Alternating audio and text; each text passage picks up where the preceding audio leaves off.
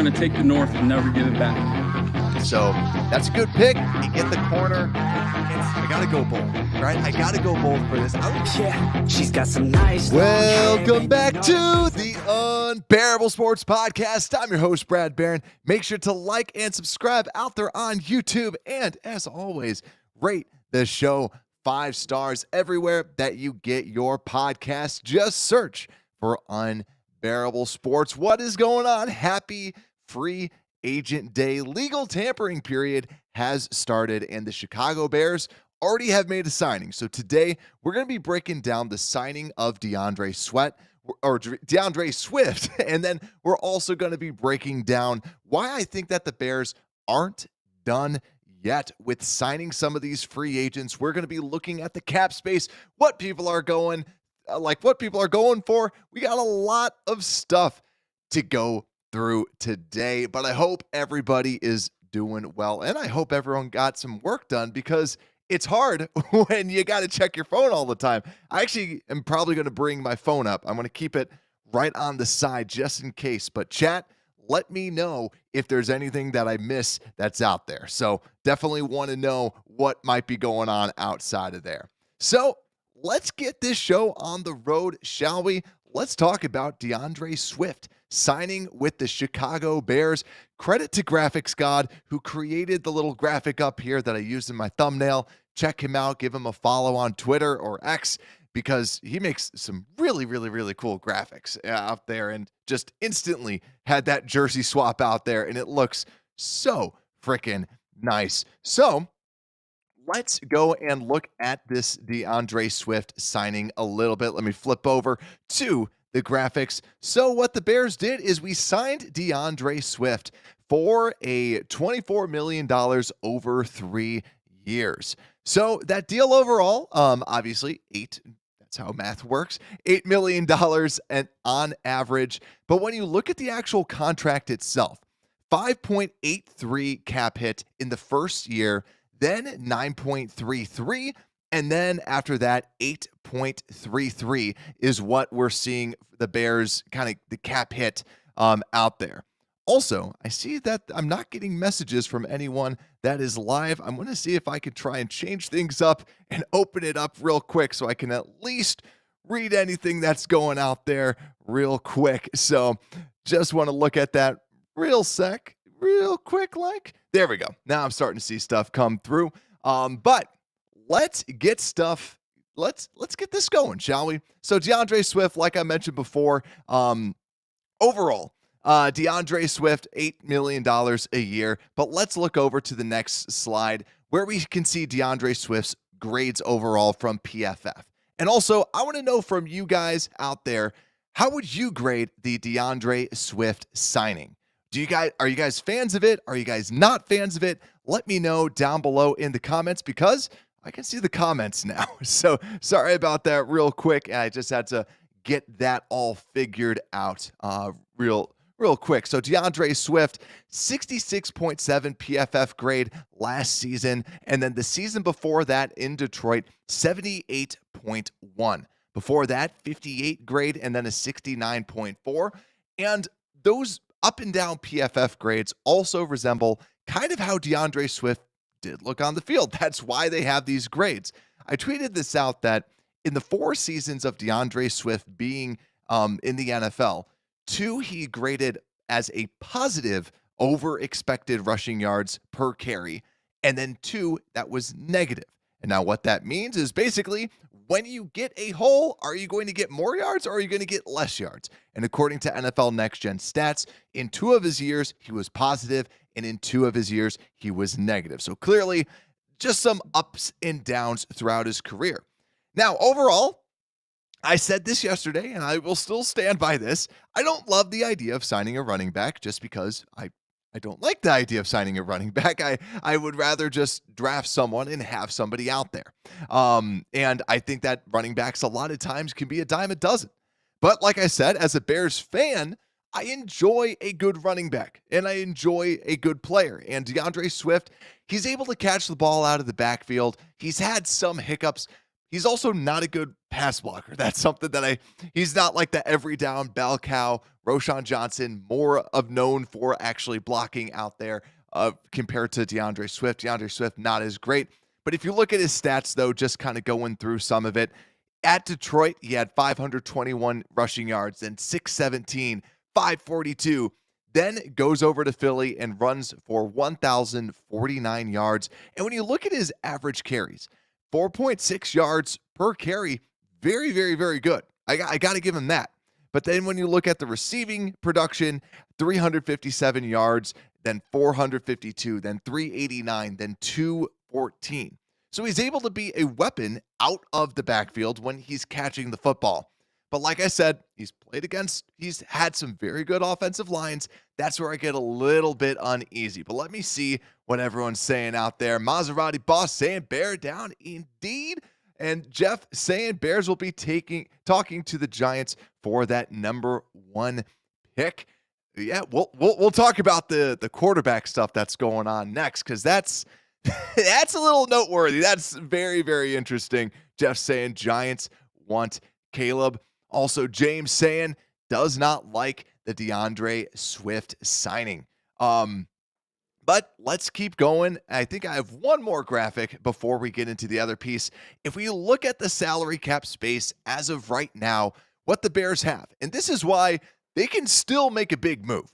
They have $58.8 million in cap space still available. Now, that does not include Kevin Byard. So if you incorporate that at around 7, you're just going to be just over $50 million. Now, that could be smaller, most likely. So you're just going to be a little bit over $50 million for the Bears, which still gives you a lot of wiggle room because you have a running back. Now you're really looking at, okay, do we need a wide receiver? Do we want, which is the answer is yes. Do we want a center? Do we want a defensive end? Do we want a defensive tackle? But we're good at safety. And now we have a running back that, right or wrong, is the bell cow, is going to be more of that bell cow. Now, I will say this, though, about the DeAndre Swift signing, because I don't want to talk too much, because I am more negative on it, because I don't like the idea of signing free agent running backs. So that's where I would say, if anything, I'm more down on this selection, because I don't like paying for running backs. And I also think that DeAndre Swift is not the best pass blocker. And I think also with running the football, he's had phenomenal offensive lines. And I think Khalil Herbert is a very efficient runner with the football in his hands. Now, he has only 1 year left on his contract. And I think Roschon Johnson is a good running back. But it does feel nice to say that, hey, we have our running back. But I just am under the impression I'd rather just spend the money elsewhere. So I'll leave it at that, because I want to celebrate. I want to have fun with some of this stuff, but that's just my 2 cents on it overall.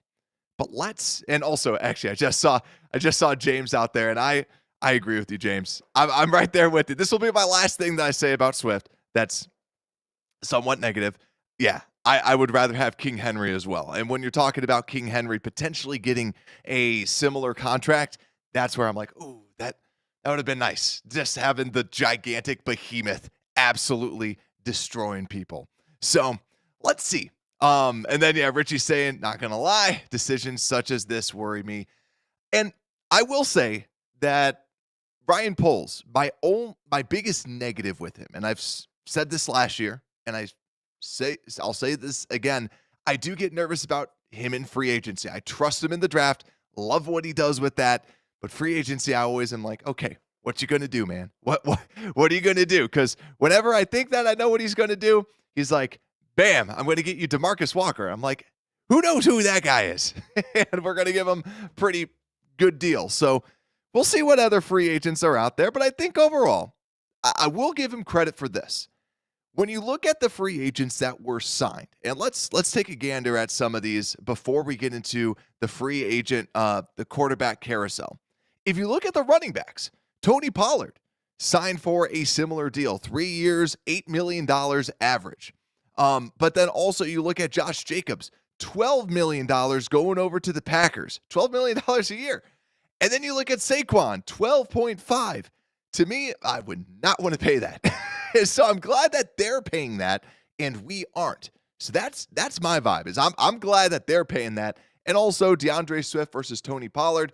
Swift at least can be more of that actual starter, because we saw when Pollard was in the limelight, in the spotlight, he just was not able to do much. Also, Skokes, what is going on, my friend?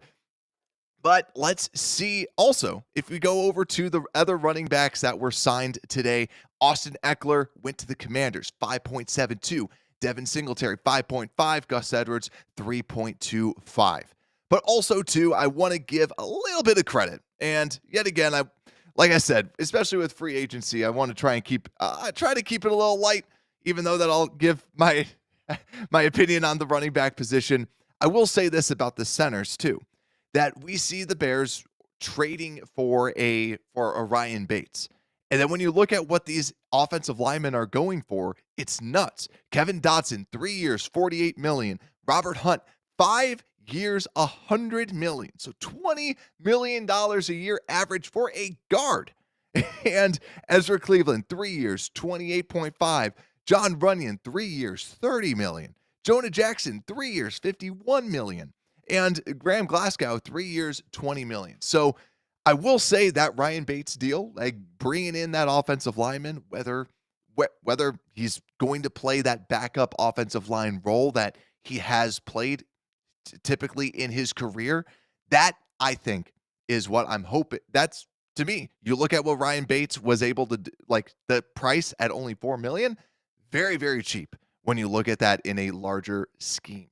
Also, let's see what's out there. Alex saying, what's going on, Alex? He says, I'm happy with Swift. Has only gotten better. Detroit didn't use him as much as a runner versus Philly. Lots of tread and can do it all. Didn't overpay. Lots of good there. And Peso saying, I would pay Swift 8. He's a 1,000-yard rusher, than pay Jacobs 12. I agree with that. When I saw that, I was like, okay, Packers can pay 12. I'm fine with that for sure.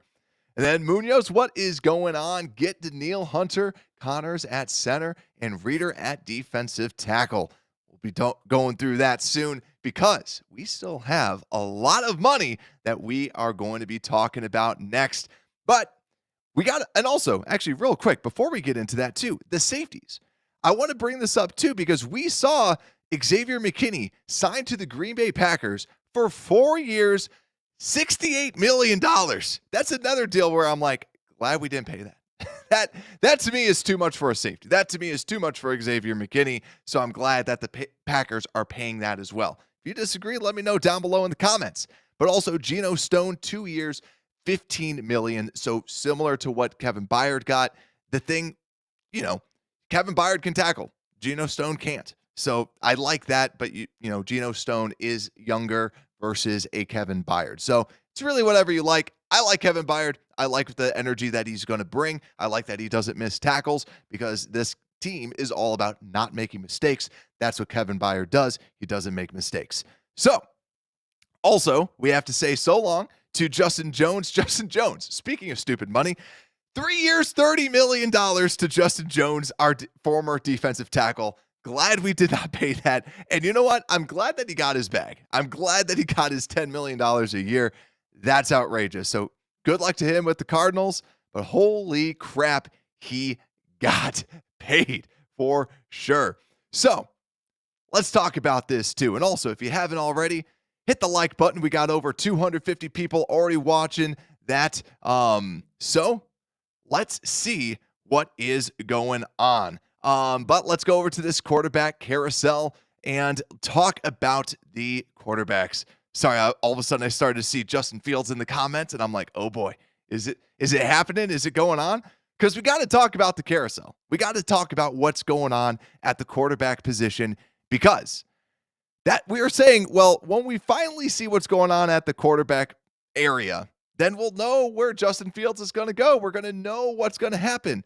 And what ESPN, which I think, funny enough, is actually Antonio Brown. I think actually it is. Someone fact check me on that.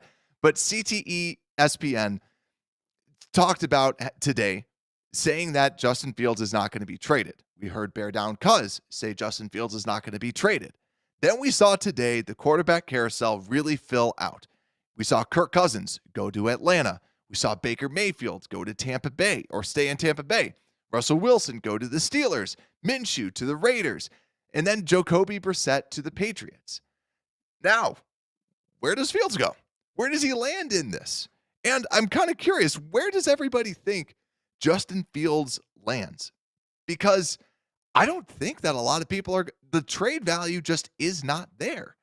Now, I feel if you are going to get a new quarterback, the question is, you need to know, is your locker room okay with having two people in the same locker room that everybody loves Justin Fields, and can you bring in another quarterback?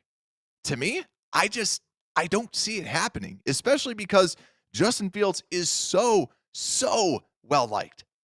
So well-liked. And I think that is the hardest part. He's too good of a person. He's too friendly. Everybody loves him. And I think that's where it might be too difficult to have another quarterback in the room. But let me know what you think, right? We're not there. We're not in Hallis Hall, so it's very difficult for us to say.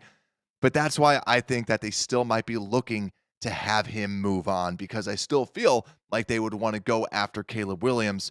Unless, I know that in the comments, people were saying that, New York Giants might be absolutely in love with Caleb Williams. So we'll just have to see. But I think my favorite spots for it, Seattle. Seattle could be a spot where they want to just bring in another quarterback. They had a Russell Wilson before, and they have Geno Smith, but then you can bring someone in that could potentially take over the reins and give you plus play. Also, I look at the Patriots as still, even though that they just signed Jacoby Brissett, why not try something with, okay, you have Jacoby Brissett, you might be able to bring in a Justin Fields, and then they can go Marvin Harrison Jr. So that's something to at least kind of keep in mind. But yeah, the trade market, it doesn't look good. It doesn't look good. Otherwise, Minnesota's right there. I mean, but it sounds like Minnesota might want not Baker Mayfield, Sam Darnold. So we'll definitely have to see. But let me see what else. Yeah, Patrick saying we are stuck with retweets now. Then also Justin will play out his contract while Caleb sits and learns. Like I mentioned, we'll have to see. I mean, we might have to. And then Jeff saying not stuck. Plan is to keep him. And then, yeah, lots of stuff. New York, Seattle, Denver. He stays, right? We just got to see. And I mean, the thing that might actually end up happening, this entire conversation of like who's going to be the quarterback, what's going to happen with the Bears, this might last until the NFL draft. And I really kind of hope it's not, it doesn't last till then. I mean, I think for our own mental sanity that we kind of need that, for our own anxiety's sake. but let's see.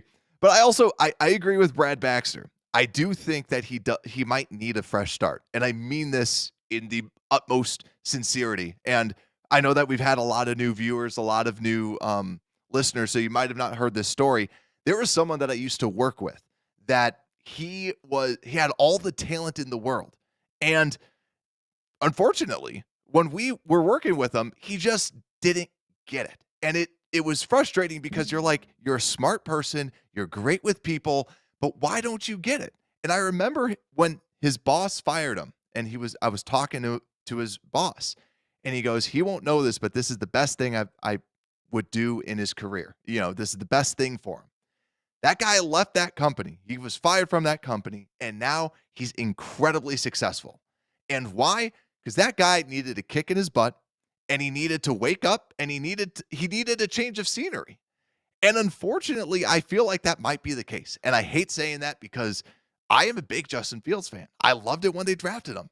And unfortunately, that's what a lot of people sometimes need, is just that change of scenery, and just kind of, because it seems so mental with Fields right now. Because why aren't you throwing it to someone who's open? Why aren't you doing this? Why aren't you doing these simple things that he should be doing already? So that's my take on it for sure. So let's see. But yeah, now the conversation, I'm looking at this, lots and lots of stuff out there for sure about Justin Fields. But yeah, we'll just have to see, because it's just exhausting.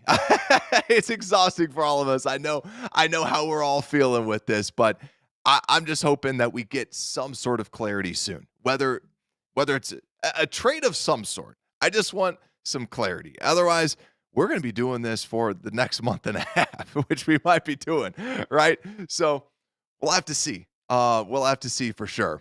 But also, Brad saying, love Fields too, just a victim of the circumstance. If we had the 5th pick, I agree. I agree. I definitely agree. And so let's talk a little bit about free agency and what's gonna happen next, right? Also, I see Richie say, can we time warp to the draft? Yes. I know, right? I just want to go there. Or as long as we knew what was happening, then I feel like we could enjoy what's going on a little bit too. So let's see. Let's talk about this wide receiver market though, shall we? Let's get into this and we can just move on from the quarterback market. Also, if anything happens, let me know. That gets posted out there. So, wide receivers, not been touched. These wide receivers are still out there, still available. And like we said, Bears probably going to have around $53 million, $52 million with some cap space.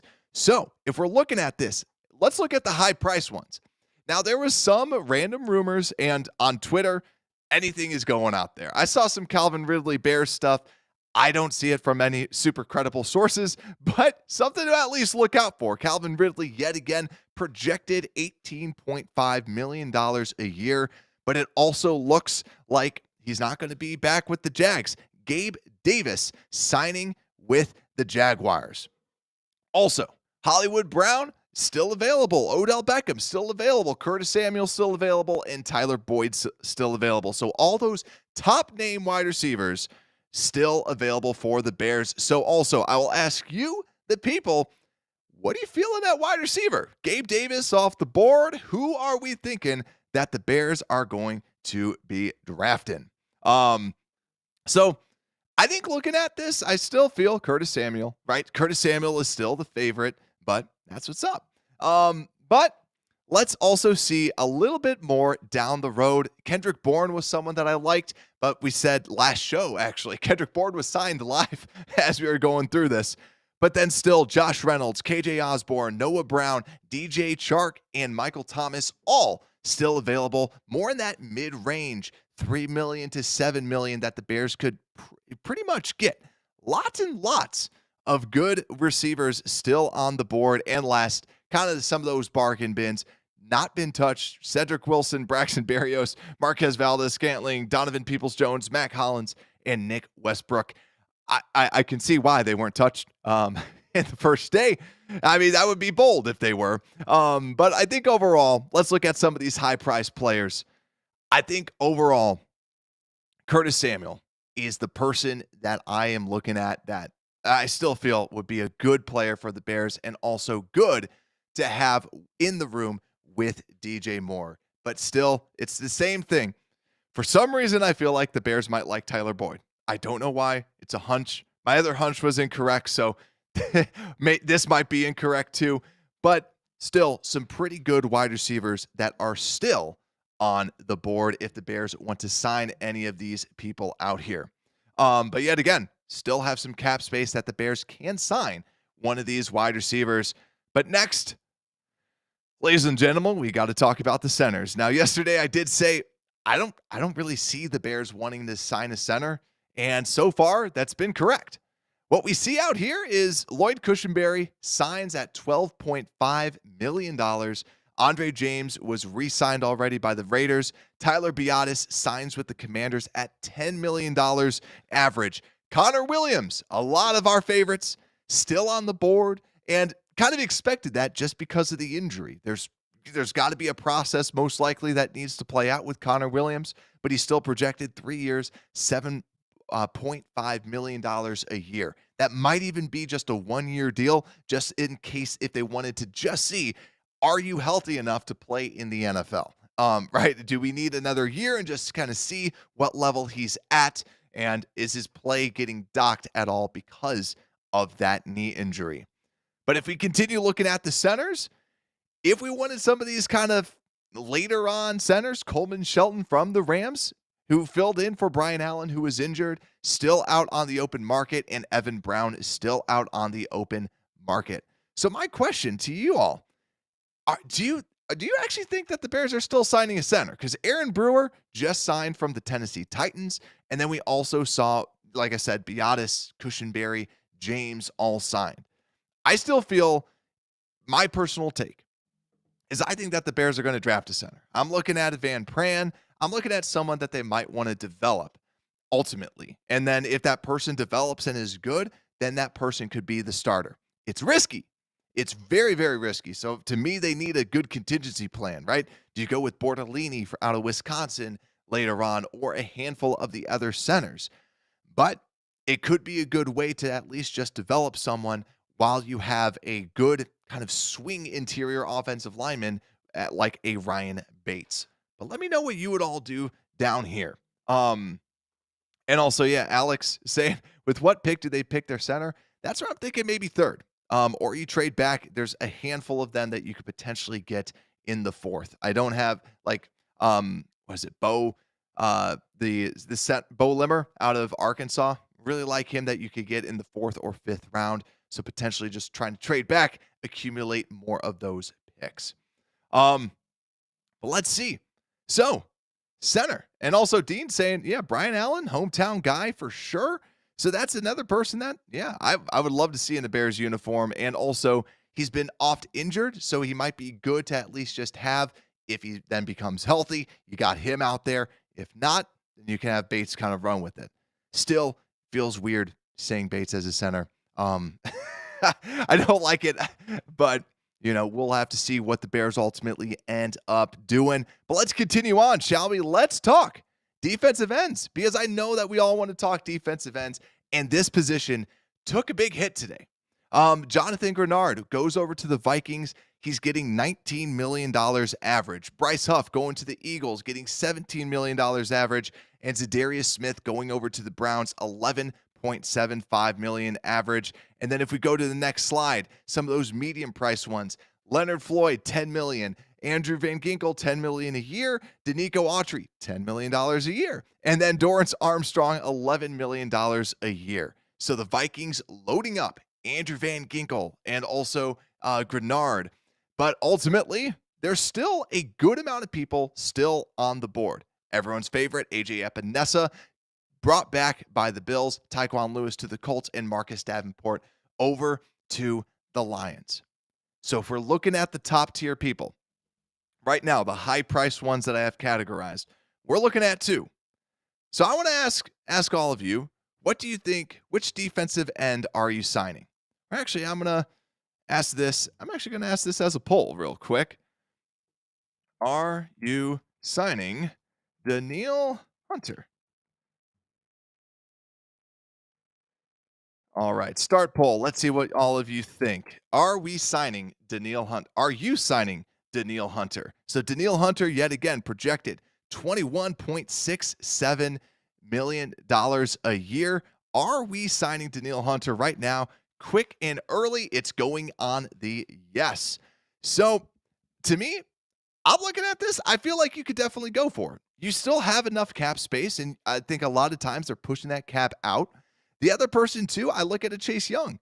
I know that he knows Montez Sweat very well, and if you have a one-year flyer on the guy, you can still draft someone else and bring that person in.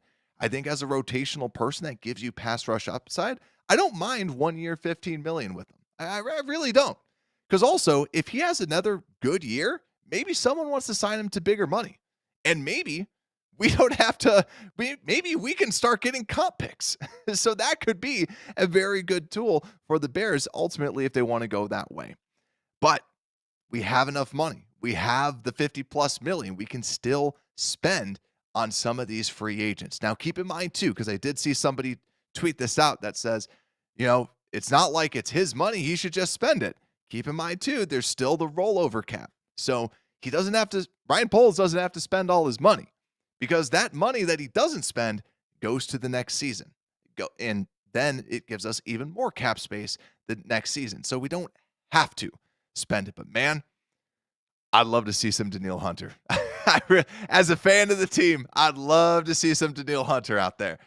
But and right now it's at 63% for Danielle Hunter to have him signed. I'm actually surprised that it's that low. But if we go over to Jadeveon Clowney, $9 million a year, he's still a free agent. I mean, it's kind of what he does. He kind of is not going to be signed until after the draft. That's just what he does. And Josh Uche, pass rush upside, still available at 7.25. But then at the later ones, DJ Wanham, I do not want to touch that guy. He's not, I'm not a big fan of DJ Wanham. I think he's an effort guy, which I'm afraid that the Bears are going to love.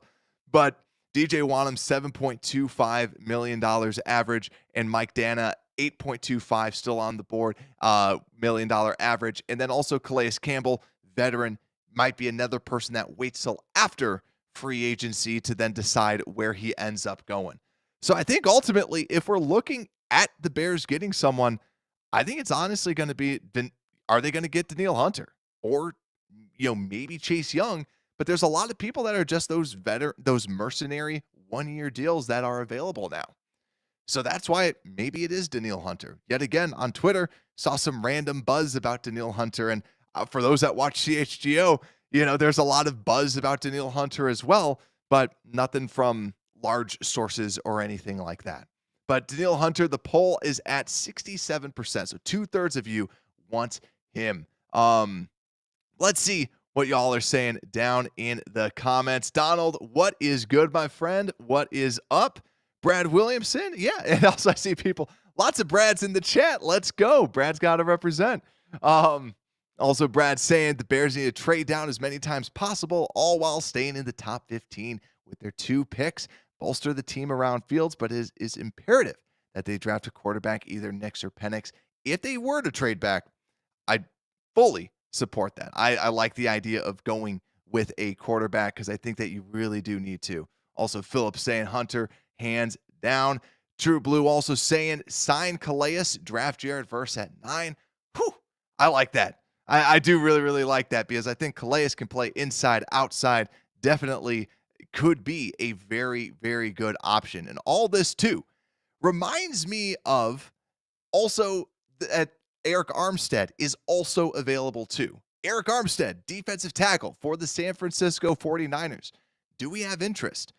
For me, I kind of like it because he's been a good disruptive pass rusher in the NFL. And I think at the defensive tackle position, there's a lot of very expensive players. And I think that Armstead would be worth at least taking a glance at for sure. The only negative is I feel like he's been banged up and been injured a good amount of times. But he's been a good, solid player for the 49ers for a long period of time. Also, Munoz saying Hunter wants $27 million. Dean saying too much money. Also, Uche, DeMario likes Uche for the value. Yeah, there's a good handful of value picks that they can get for sure. Caleb saying yes, I believe to the Danielle Hunter. And then, yeah, a lot of people liking Danielle Hunter and not. It's all up in the air, right? Like, so I can't wait. I love free agency because it's just so crazy. And then also Tom saying Bears aren't making a big move. I mean, we got to see. We got to see for sure. Bears Bones saying I like Armstead. He did his best in the playoffs for sure. So also, I want to bring this up too, because this just came across. Chris saying we could bring back Khalil Mack once he's released from the Chargers. The Chargers are also a very interesting team to watch. The rumor is that they're looking to move on from Mike Williams. They're looking to move on from Keenan Allen, Khalil Mack, Joey Bosa. They're trying to clear some cap space. So that's why they're on the trade market right now, and they want to try and move those people off.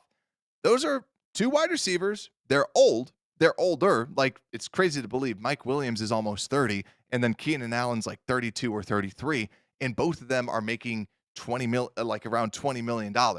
So that's why they're trying to get rid of them.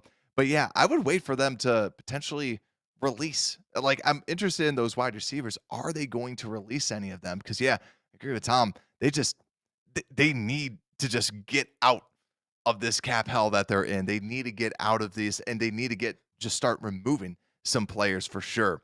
So let's go over to the defensive tackles, shall we? Let's get into this and break down who is left, because this has relatively not been touched. And the biggest name is Christian Wilkins going to the Raiders, $27.5 million. That's too much. That is way too much for me. That, I don't know about what all of you think.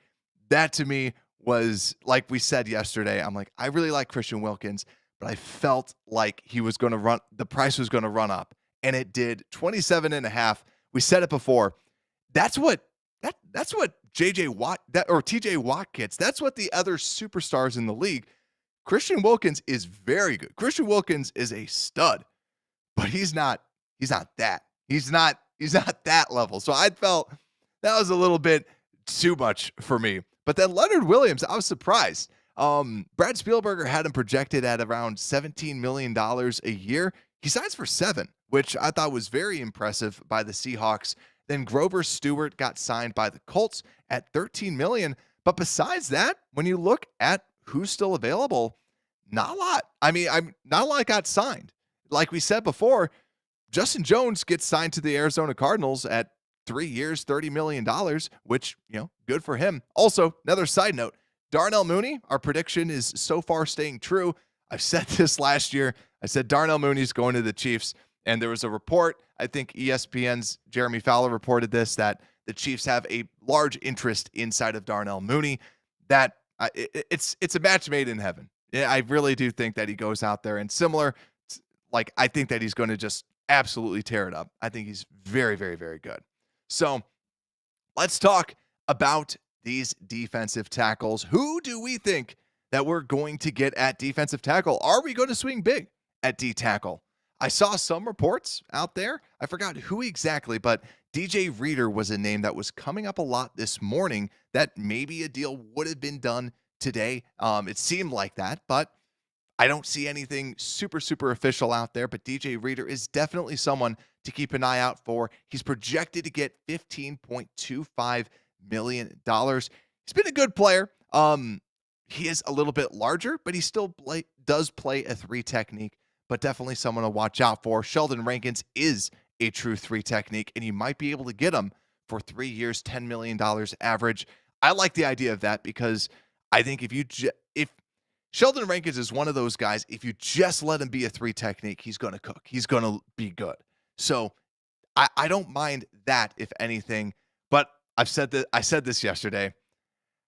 I like these cheap defensive tackles that you can bring in. These veterans you can kind of take and bring in and try and get something out of them. Quentin Jefferson at 1 year, 3.5. That is dirt cheap for someone that can get to the quarterback. Now, he's not going to be playing a lot on first and second, but he's good. He's someone that can really just headhunt the quarterback. Another person that's interesting that we have not talked about, Javon Kinlaw. Javon Kinlaw was a very, very highly touted recruit and very high prospect that was drafted. Javon Kinlaw has all the tools. And we know that this defensive line coach, we know with this defense, we want to train someone. We want to get people the most out of players. Javon Kinlaw started growing and developing last year, and he started to kind of show that he understands how to play football, in the lack of a better term. Do the Bears see him and go, we might be able to get something out of you? We might be able to get the best out of Kinlaw and turn him into something great. That's up to the coaches, but he is a very raw prospect. That's the only thing that I don't love about that is we already have 2 raw prospects in Trevon Dexter and Zach Pickens. That's where I like Quentin Jefferson, Shelby Harris, who can give you good production down in, down out. Daquan Jones, who played at Buffalo. Definitely people to look out for. $6 million for Daquan Jones. Not bad. Not bad at all if the Bears want to go with a solid defensive tackle. But let's look at the comments. What are we all thinking with this? Thank you, Terps. Leonard got 21.5 per year. Thank you. Thank you for the correction. I felt like 7 was like way too low. So that's my bad. Thank you for correcting me with that. And then also Caleb Akeem Hicks was a stud, dude. I think he's past his prime now. Yeah, I agree. Now I think he's probably hung it up. You know how like all the big dudes after they retire, they get skinny. That's probably what he's doing right now. I haven't seen him recently, but that's probably what he's doing. But let's see. Let's see anything else out there. And yeah, thank you guys for correcting me on that, because yeah, 7 was just weird. I'll update that later on. But let's see. Nothing else. But guys, thank you all so much. I'm glad that we were able to come out here and just kind of break down who's available. If you haven't already, make sure to like, make sure to subscribe out there on YouTube so you don't miss an update. Also, I might try to be live again tomorrow. We'll just have to see if any big news is going to come out there. So make sure to hit that bell too. Hope you enjoyed this. And with that, Unbearable Sports Podcast, we are out.